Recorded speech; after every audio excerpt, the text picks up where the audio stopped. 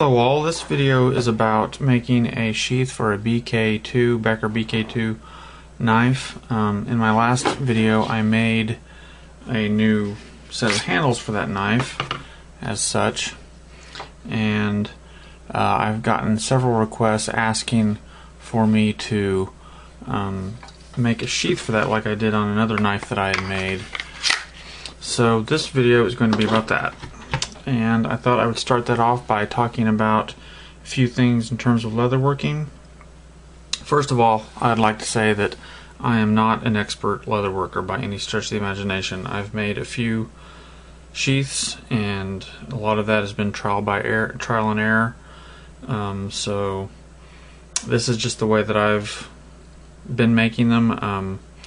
You probably should look at books and things like that to get other ideas, and also look at other people's work that are more experienced than I. But I got some requests to show how I made the one I made, so I'm going to go ahead and make one for this knife that I just made the new handles for, and in that process try to do a little how-to video on how I do that.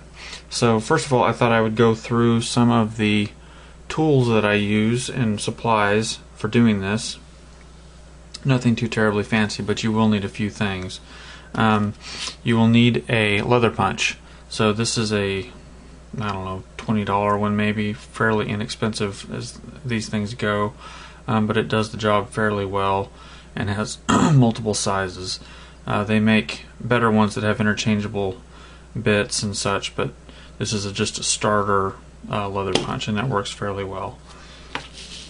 The next thing that I have here is a razor rotary cutter. This is just a basic rotary cutter that you can find at Walmart. That's where I got this one.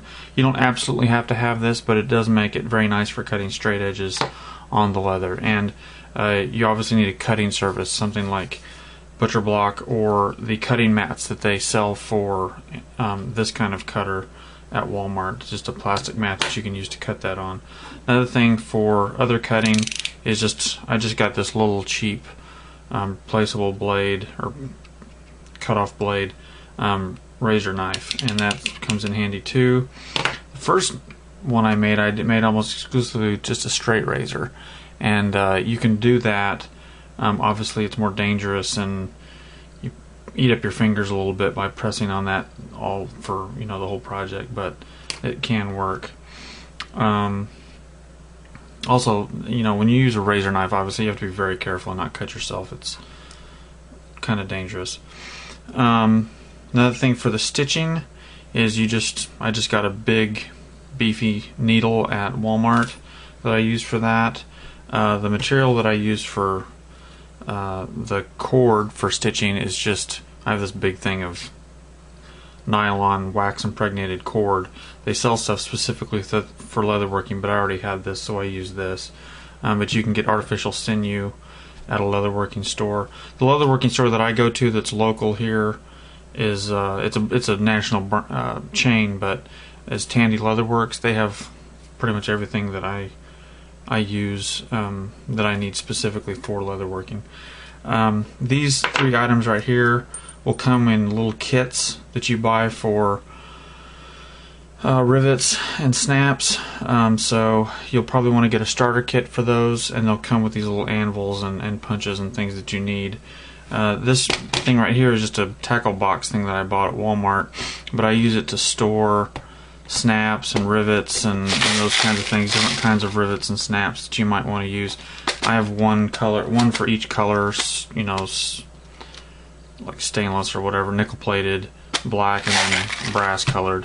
But I use that. But you need number 24 snaps, and you need rivets of various sizes. If you want to do them in a different color, just get whatever color you need, and you can get smaller quantities by buying them as part of these kits, which you'll probably want to do anyway. Then you have rubber cement. You'll need some of that. That makes it a lot easier for some of the stuff.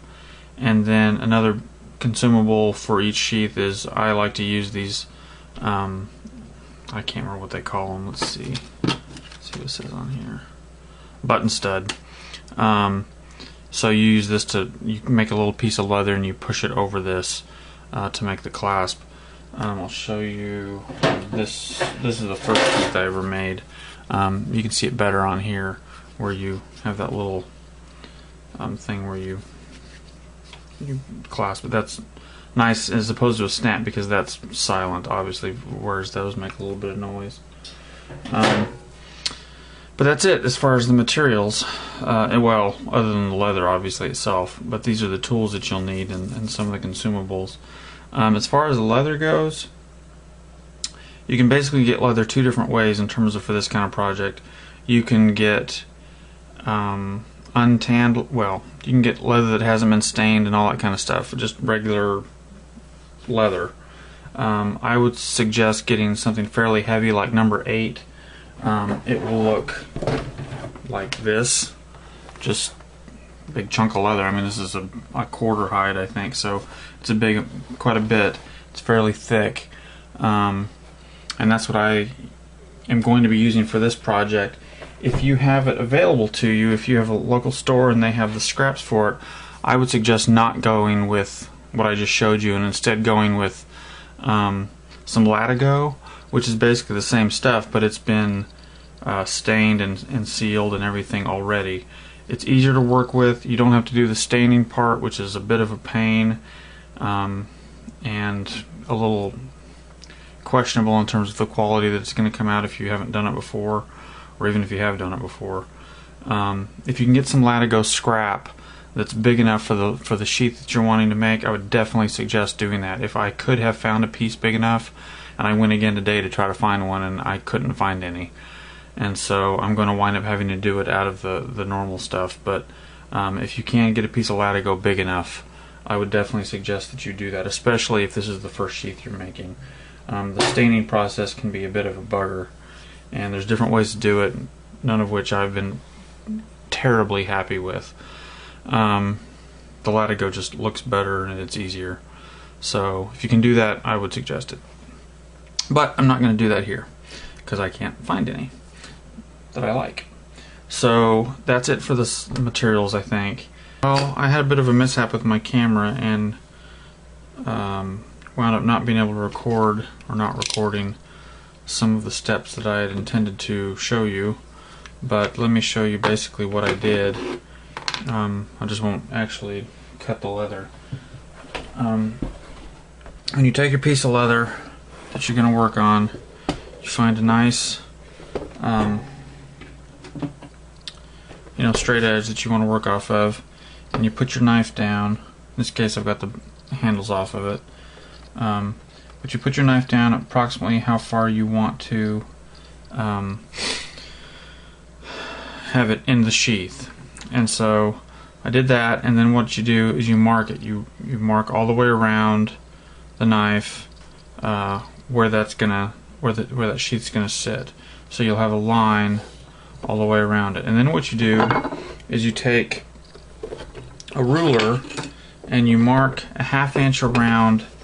You mark a 1/2 inch deep further out around the entire perimeter of that initial marking that you have that traces the blade. So you're forming a 1/2 inch wide thing all the way around. 1/2 inch is what I found to be a nice safe thickness.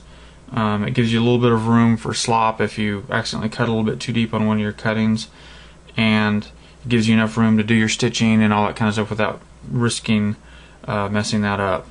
So you could go thicker if you want to. Past that, I think it's probably more about style than it is about function, but I wouldn't go under a 1/2 inch. 3/8 is the absolute minimum I would do it, but I personally would go 1/2 inch.